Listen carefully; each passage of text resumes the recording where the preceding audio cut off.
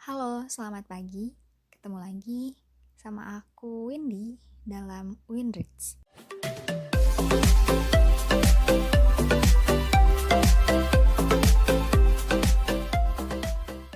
Sebelum masuk ke review buku Midnight Sun, aku mau ngasih pertanyaan dulu buat kalian. Nih, pertanyaannya, kekuatan super apa yang ingin kalian kuasai di antara kekuatan-kekuatan berikut ini? Yang pertama, bisa baca pikiran orang. Yang kedua, bisa melihat masa depan. Dan yang ketiga, bisa memengaruhi emosi orang. Yuk, pilih mana? Bingung ya, semuanya hebat-hebat kekuatan supernya. Nah, gini, kalau kalian baca buku ini, kalian setidaknya bakal tahu gimana rasanya punya ketiga kekuatan super di atas. Ya, dengan membaca setidaknya kita bisa membayangkannya kan? Oke, sekarang aku masuk ke review buku tentang Midnight Sun. Nah, sebenarnya ya, alur buku ini tuh bukan sesuatu yang baru. Kalau kalian pernah baca buku yang judulnya Twilight, nah, alur buku ini sama buku tersebut. Bedanya, Midnight Sun ini ditulis dari sudut pandang Edward. Nah, salah satu tokoh laki-laki di buku tersebut. Edward ini punya kekuatan super, yaitu membaca pikiran. Keren banget kan? Nah, selain pembaca pikiran, Edward juga adalah vampir. Nah, ini emang cerita tentang dunia vampir dan manusia. Karena kekuatan super Edward yang bisa baca pikiran orang, makanya gak heran nih bukunya ini nyampe 1000 halaman lebih. Iya beneran 1000 halaman lebih. Makanya bukunya tuh tebel banget. Karena Edward ini mampu membaca pikiran orang-orang di sekitarnya yang juga pikiran itu ditulisin di buku ini. Nah, tapi ini jadi daya tarik tersendiri buat buku ini. Pikiran-pikiran orang di sekitarnya itu menjadikan kita nih, aku terutama sebagai pembaca, tahu kepribadian asli orang tersebut. Kalau di Twilight kan, jadi kita bisa melihat kepribadian orang-orang yang di sekitarnya itu cuman dari luarnya gitu ya, dari sikapnya. Kalau misalkan di buku Midnight Sun, orangnya tuh sikap sama pikirannya tuh beda sebenarnya gitu. Jadi dari buku Midnight Sun ini aku tahu gitu, tokoh-tokoh lain tuh sebenarnya gimana sih orangnya gitu. Oh ya, kalau misalnya kita bisa baca pikiran orang lain nggak bisa bohong nih sama kita. Kan kita bisa baca pikiran ya nggak? Itu anaknya punya kekuatan super bisa baca pikiran orang. Nah, jadi nih, singkatnya cerita tentang Midnight Sun ini alurnya menceritakan pertemuan antara dua makhluk dengan dunia yang sangat berbeda. Yang pertama tuh Bella. Bella tokoh utama di novel yang Twilight itu ya. Bella ini dia manusia perempuan, manusia yang baik banget hatinya. Terus Bella ketemu sama Edward. Edward ini seorang vampir yang kebetulan memutuskan menjadi vegetarian bersama keluarganya. Vegetarian ini maksudnya bukan suka makan sayur ya. Vegetarian ini maksudnya gini, vampir kan alaminya minum darah manusia ya. Nah, keluarga ini beda. Mereka memutuskan hanya meminum darah hewan. Mereka memilih jalan hidup, jika tidak bisa disebut eksistensi, yang lebih manusiawi. Jalan hidup yang lebih manusiawi. Jalan yang lebih manusiawi ini memungkinkan keluarga tersebut hidup berdampingan dengan manusia. Nah, keluarga tersebut tuh terdiri dari berapa ya? 1, 2, 3, 4, 5, 6, 7. Ada 7. 7 anggota keluarga. Yang pertama Carlisle, yang kedua Esme. Nah, Carlisle sama Esme ini adalah ibu sama bapaknya gitu ya.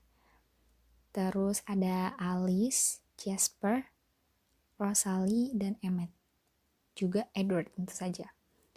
Nah, setiap vampir-vampir ini tuh punya kekuatan masing-masing gitu.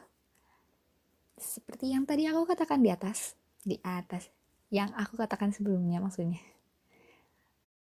Ketiga kekuatan tersebut tuh adanya di keluarga ini. Tadi kekuatan kedua itu bisa melihat masa depan ya. Nah, bisa melihat masa depan itu kekuatan supernya Alice. Nantinya kekuatan Alice ini tuh bakal berperan penting banget di novel ini. Ini kan novel kalau yang Twilight yang pertama, Twilight Saga series itu ada 5 buku. Yang pertama Twilight, yang kedua Eclipse apa New Moon dulu ya? Kedua dan ketiga pokoknya Eclipse dan New Moon. Yang keempatnya Breaking Dawn yang pertama, dan yang kedua yang Breaking Dawn yang kedua. 5 buku itu. Nah, sepanjang perjalanan buku ini, kemampuan Alice ini benar-benar berpengaruh dalam alur ceritanya. Kemudian tadi kekuatan super yang ketiga itu ada Jasper kan ya. Jasper ini bisa memengaruhi emosi orang. Jadi misalnya gini, kalau misalnya ada seruangan penuh manusia atau vampir yang lagi marah, Jasper ini bisa meredakan kemarahan tersebut dengan membuat orang-orang di sekitarnya itu tenang. Jadi bisa memengaruhi emosi orang gitu. Keren banget kan? Dan yang lainnya juga punya kekuatan sendiri-sendiri. Nih, kemudian ayahnya, Carlisle, itu bekerja sebagai dokter di salah satu rumah sakit di kota itu. Nah, selanjutnya, sebuah jalinan takdir menempatkan Bella dan Edward ketemu nih di kelas biologi. Saat itu dunia Edward benar-benar berubah. Bella seolah menjadi pusat gravitasi semestanya Edward. Ya, walaupun awalnya Edward ini menganggap Bella sebagai makanan terlezat yang pernah ada.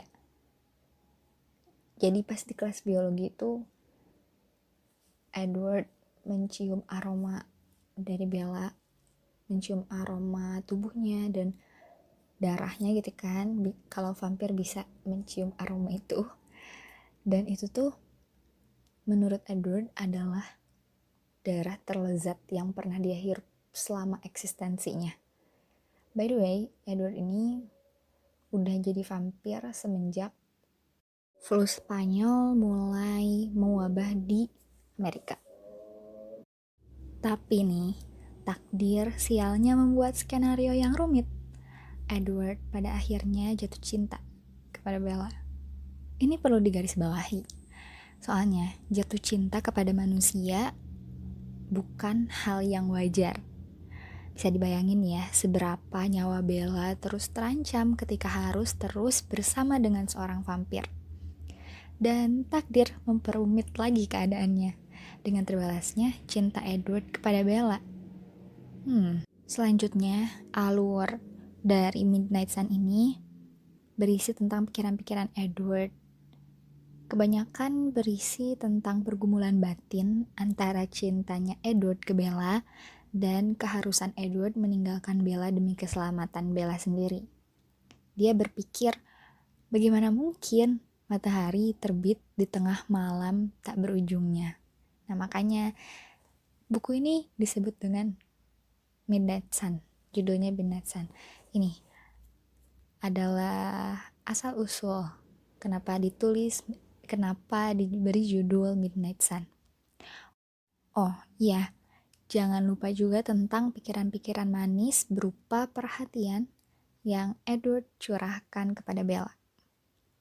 Sebagai pembaca yang seringnya ikut terbawa suasana ketika membaca buku ini, ketika membaca buku apapun, karakter Edward yang kuat dan lovable membuat aku akan merekomendasikan buku ini ke setiap orang yang nanya, boleh minta rekomendasi buku yang seru gak?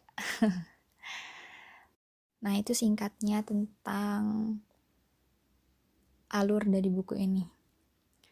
Nah, kemudian menurut aku nih ya, kalian kalau ngelihat bukunya, ngelihat buku fisiknya, kalian gak usah keder duluan sama halaman yang nyampe 1000 halaman lebih itu guys. Karena pas baca tuh gak akan bosen. Dan tahu-tahu kita udah nyampe di halaman terakhir. Aku jamin deh. Cukup dengan kelebihan dari buku ini. Kalian bisa bayangin dengan kalimat itu, kelebihan buku ini, ceritanya, alur ceritanya tuh kayak gimana. Dan kelemahannya itu menurut aku kekurangannya cuma satu, susah dibawa kemana-mana karena ketebalan. Selain itu udah pokoknya suka banget deh, kalian harus nyobain, harus mencicipi buku ini. Dan ada banyak banget sih pesan yang bisa diambil dari buku ini.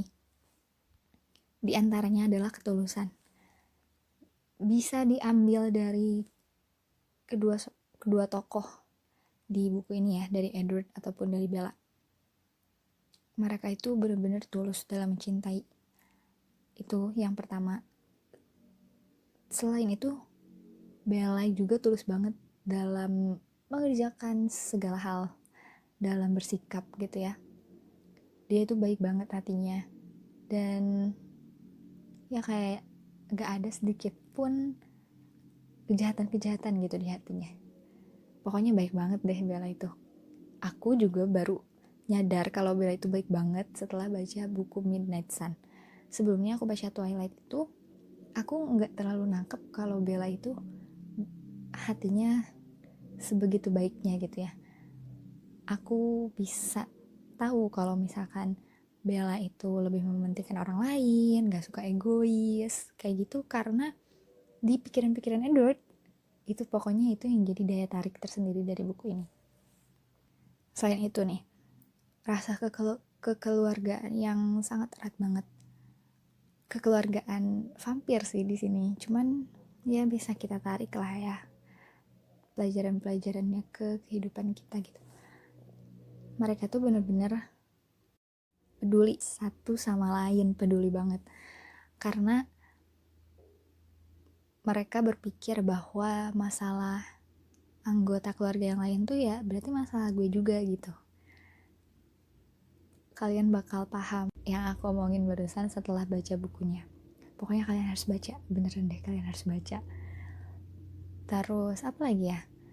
Pelajaran yang bisa diambil tuh, aku belajar tentang memperhatikan